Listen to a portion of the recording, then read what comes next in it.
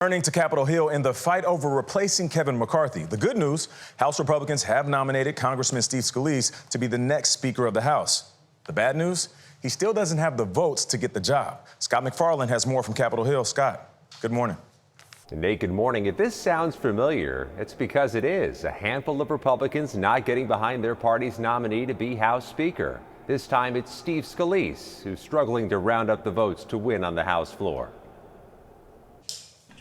1 week after Kevin McCarthy was ousted as Speaker of the House, his deputy, Congressman Steve Scalise, was nominated to take his place. We need to make sure we're sending a message to people all throughout the world that the House is open and doing the people's business. The Louisiana Republican who pitched himself as a unifier only narrowly edged out House Judiciary Committee Chairman Jim Jordan of Ohio, who had the backing of former President Donald Trump. But to win the gavel, the current majority leader will need 217 votes. And despite Jordan saying he'd nominate Scalise on the House floor, some of Jordan's backers say they won't shift. I think that there's a problem with leadership in our conference.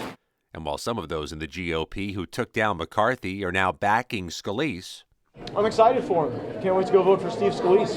Absolutely. Long live Speaker Scalise. others say they won't vote for him, including Congresswoman Nancy Mace of South Carolina, who cited a speech Scalise made to a white supremacist group 2 decades ago, which in the past Scalise called a mistake that he regretted. Given the district that I represent, I can in good conscience move forward at this time supporting him for Speaker. Plans to bring a final vote to the floor to make Scalise Speaker were scrapped yesterday, while some Republicans stressed the urgent need to get the position filled. We can't afford this dysfunction. The nation can't afford this. The American people can't afford it.